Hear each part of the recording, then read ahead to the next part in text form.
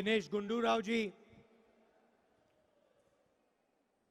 गिरीश चौधंकर जी, दिगंबर कामत जी, Francisco Sardinia जी, एलेक्सियो Reginaldo जी, Alex Sequeira जी, रमाकांत खलप जी, stage पे Congress party के वरिष्ठ नेता, प्यारे कार्यकर्ता, भाइयों और बहनों, प्रेस के हमारे मित्रों, आप सबका यहां बहुत बहुत स्वागत, नमस्कार।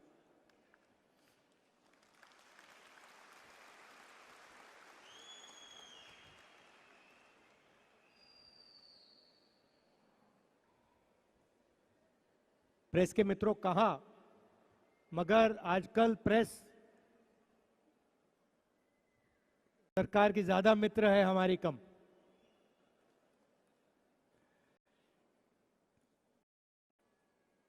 मगर एक बात है, मैं इसके लिए आपको, कांग्रेस के हर कार्यकर्ता को बधाई देना चाहता हूं कि अगर यहां किसी ने बीजेपी के खिलाफ लड़ाई लड़ी है, उनके विचारधारा के खिलाफ लड़ाई लड़ी है, इश्यूज की लड़ाई लड़ी है, तो वो है कांग्रेस पार्टी का कार्यकर्ता।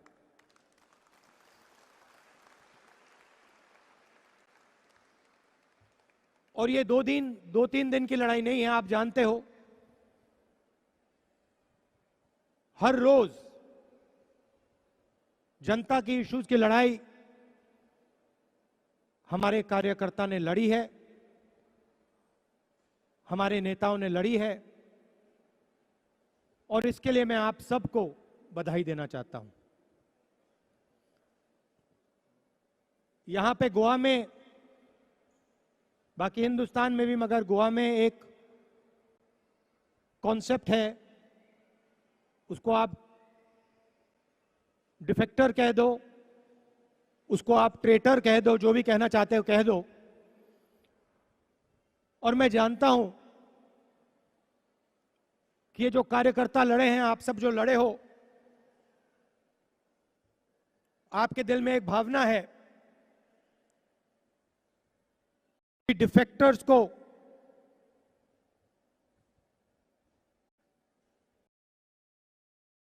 जगह नहीं दी जाए। और मैं आज आपको, कांग्रेस के कार्यकर्ताओं को और गोवा की जनता को कहना चाहता हूं कि जिन्होंने कांग्रेस पार्टी का और जनता का धोखा किया है, उनको हम जगह नहीं देंगे।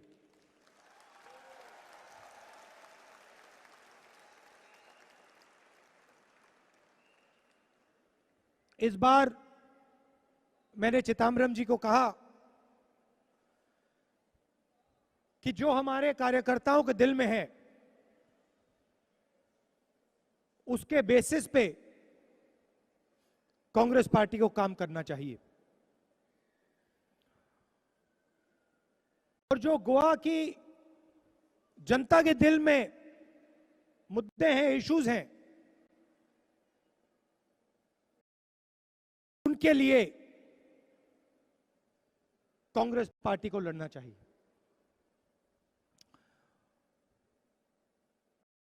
दो लड़ाइयां हैं, एक नेशनल लेवल पे, और उसके बारे में आपको थोड़ा बताना चाहता हूं कि आज हिंदुस्तान के साथ क्या किया जा रहा है, हिंदुस्तान की सरकार क्या कर रही है। और दूसरी लड़ाई, गोवा की लड़ाई, जो आप मुझसे बेहतर जानते हो, मगर उसके बारे में भी मैं 2-3 पॉइंट्स अपनी जो सोच है आपके सामने रखना चाहता हूं।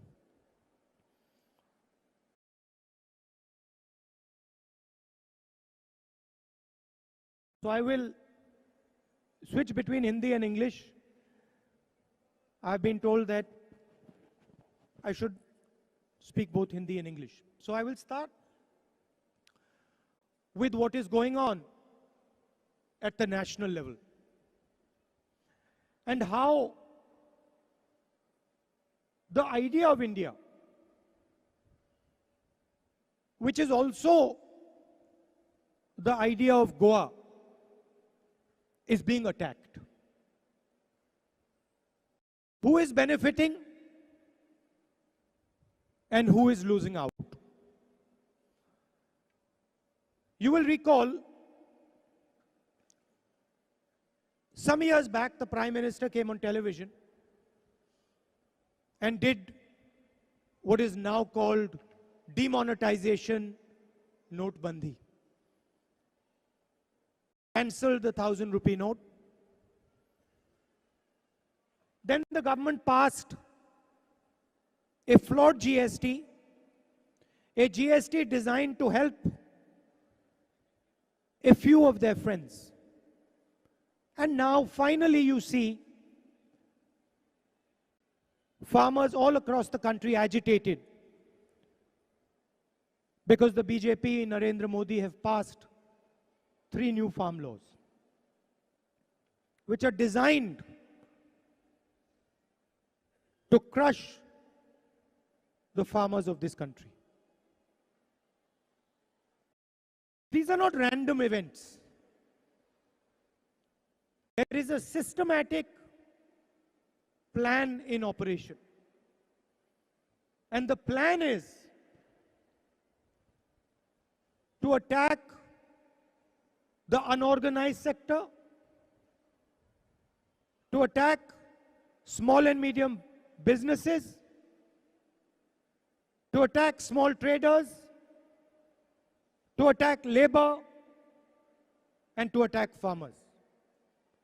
To take from them and give to the richest, most powerful in the land. And I'm not saying to give to hundreds or thousands of people. I am saying that the government of India is handing this country over a few limited business people. Wherever you look, and it doesn't matter which sector you look, you will find the same 5 or 6 names. Look at the ports, look at coal, look at airports, look at agriculture, look at retail, look at telecom. You will find these same 5 or 6 people in sector after sector after sector after sector. What people have to realize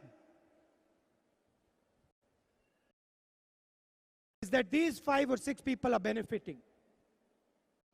And millions and millions and millions of people's lives are being destroyed. Systematically destroyed. GST is designed to harm small and medium business. Farm laws are designed to destroy the lives of small traders and farmers. That is what is unfolding in this country. I said in the beginning that the media is a friend of the government in Delhi. It is a fact. The media portrays a distorted reality of this country. The media does not raise the issues of farmers, small and medium business people, of labor. And so we have a tragedy unfolding in our country. At the same time, the Chinese enter our country take thousands of kilometers of our land.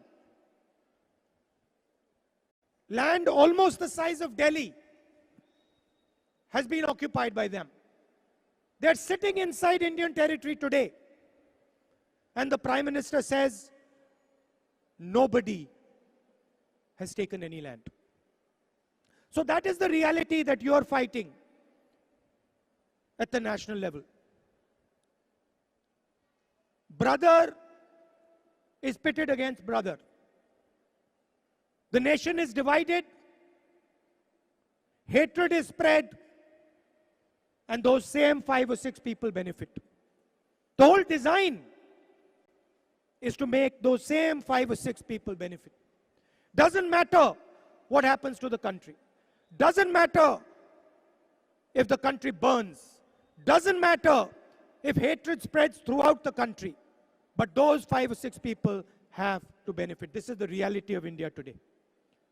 And today when I came to Goa, I realized that exactly the same battle that is taking place, the ideological battle that is taking place at the national level, is taking place here in Goa.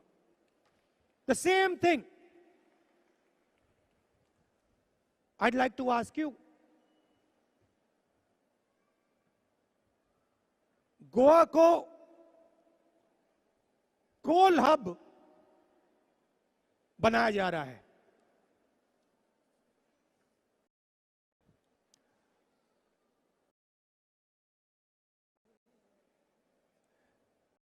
Well, they've just given me a piece of paper that says the media in Goa is more balanced than the national media. So that is heartening. That makes me happy that you are doing the job that you're supposed to do. We don't expect unfairness from you. We expect fairness from you. And if you're being fair, we are proud of you because you are doing your duty, your job. So I would like to thank the journalists who are being neutral and who are being fair. That is not the case, unfortunately, at the national level. But Goa को कोल hub बनाया जा रहा है. आज मैं fisherman से मिला, मछुआरों से मिला, और उन्होंने मुझे बताया कि रेलवे लाइन को डबल किया जा रहा है, कोल का इंपोर्ट बढ़ता जा रहा है और गोवा को कोल हब में बदला जा रहा है. उसके बाद माइनिंग इफेक्टेड लोग आए. उन्होंने बताया माइंस को बंद किया गया, लाखों लोगों को नुकसान हुआ, और उन्होंने कहा कि माइंस उसी व्यक्ति को दी जाएंगी कि दिल्ली उसी एक व्यक्ति को गोवा की माइंस पकड़ा देगा. तो मैं आपसे पूछना चाहता हूं, ये जो गोवा को दुनिया की सुंदर जगह को ये कोल हब जो बनाया जा रहा है, किसके लिए बनाया जा रहा है? किसका फायदा होगा इससे? क्या गोवा की जनता का फायदा होगा? क्या किसका फायदा होगा? बताइए. हाँ, तो देखिए, एयरपोर्ट्स भी अदानी, पोर्ट्स भी अदानी, गोवा की माइनिंग भी अदानी, डबलिंग ऑफ रेलवे भी अदानी, कोल हब भी अदानी. तो गोवा की जनता को क्या मिलेगा? आपके लिए क्या हो रहा है, ये आप मुझे समझा दीजिए।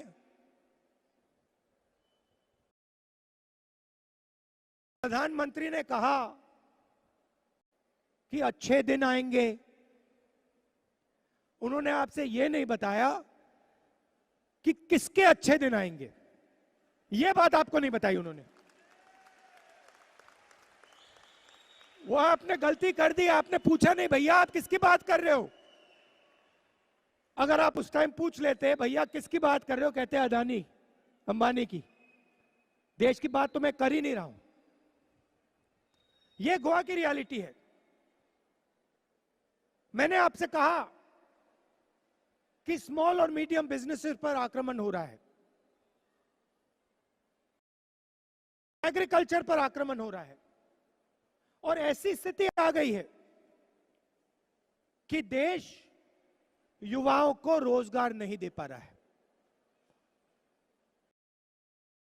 कोविड की समस्या आई और यहां बताया जा रहा है कि यूथ कांग्रेस ने ऑक्सीजन सिलेंडर का बहुत अच्छा काम किया। मुझे बताइए यह काम यूथ कांग्रेस का है या यह काम सरकार का है? यह काम सरकार का है। सरकार ने नहीं किया, इसीलिए यूथ कांग्रेस को करना पड़ा, और मैं उनको बधाई देना चाहता हूं कि आपने यह काम किया और जो सरकार को करना था आपने किया।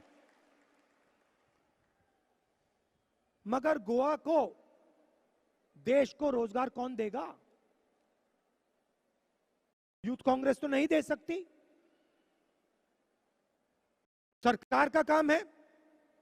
और अगर सरकार हिंदुस्तान की रीढ़ की हड्डी को तोड़ने में लगी है तो इस देश में रोजगार नहीं पैदा हो सकता। और यही आपने पिछले सालों में देखा है। लंबे भाषण करते हैं, मगर आज गोवा में जितना अनएम्प्लॉयमेंट है शायद आपके इतिहास में नहीं हुआ। सही बोला? सही है ना? युवा को गोवा में रोजगार मिल सकता है आज? नहीं। आज हमारी बात हुई, गाड़ी में हम बात कर रहे थे और मैंने चिदम्बरम जी से पूछा कि गोवा को, बाकी हमारे जो नेता हैं उनसे पूछा, गोवा को सस्टेनेबली रोजगार कैसे दिया जाए। और उन्होंने मुझे बताया, होमवर्क किया, काम किया है। उन्होंने मुझे बताया एजुकेशन हब बनाकर, हेल्थ केयर हब बनाकर, हेल्थ केयर टूरिज्म, इन चीजों से बिना गोवा के एनवायरनमेंट को खराब करे गोवा के युवाओं को रोजगार दिया जा सकता है।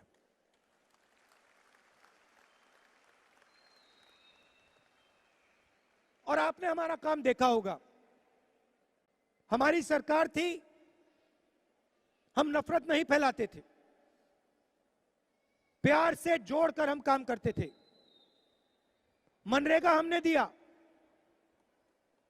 ऐतिहासिक काम किया, और नरेंद्र मोदी जी ने पार्लियामेंट में कहा कि मनरेगा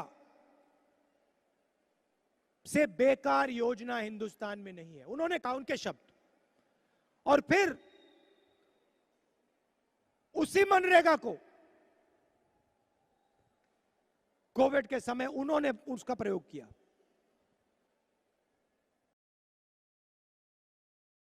पिछले चुनाव में हमने कहा था कि हिंदुस्तान में चुने हुए लोग बहुत अमीर हो गए हैं और जो आम पब्लिक है उनके पास पैसा नहीं है। इनकम डिस्पैरिटी बहुत हो गई है। और हमने न्याय योजना का आइडिया दिया था।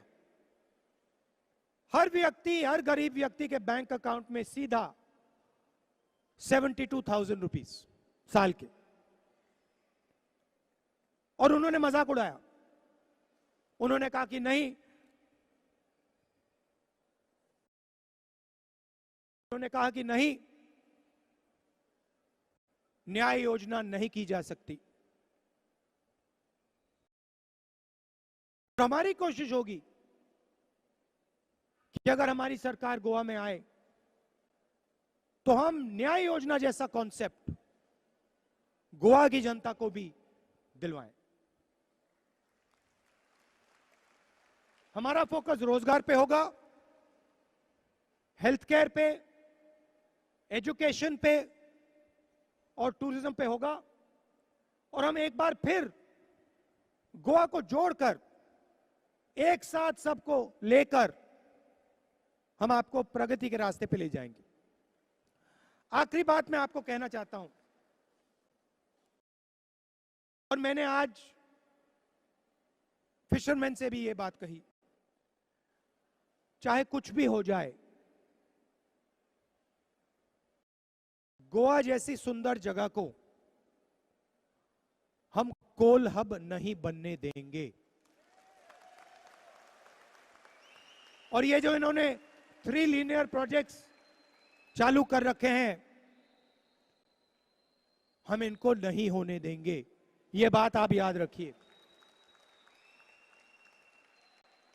माइनिंग अफेक्टेड जो फैमिलीज थी, उनसे मैं मिला और हमने उनको आश्वासन दिया है कि लीगल तरीके से हम माइनिंग को फिर से शुरू करने की कोशिश करेंगे। In the end, this is a political fight, but this is also an ideological fight. As Girish said, the culture of Goa, the way of life of Goa, is also the culture of India and the way of life of India. We are not just fighting an election here. We are fighting a fight about defining what Goa is going to become. How Goa is going to treat itself and how Goa is going to treat the rest of the world. And I want Goa to show the rest of India that Goa can stand together, maintain and protect its wonderful culture, maintain and protect its wonderful environment, and still move forward with vigor and dynamism. So this battle is not just a political battle. This battle is a battle of ideas, and it is a battle of the imagination of Goa. How are you seeing your future? Are you seeing a future which is full of hatred? Are you seeing a future where your daughters cannot step out at night? Are you seeing a future where you cannot speak to each other with love and affection? Or are you imagining a future which is peaceful, a future which is progressive, where everybody benefits, where there is love and affection everywhere, and Goa transmits its most powerful culture, its most powerful ideas to the rest of the country? For me, this is the battle that is taking place here. And this is a battle between two ideologies. We represent one ideology, you represent one ideology, and the BJP represents another ideology. We are the political party that represents a united Goa, a prosperous Goa.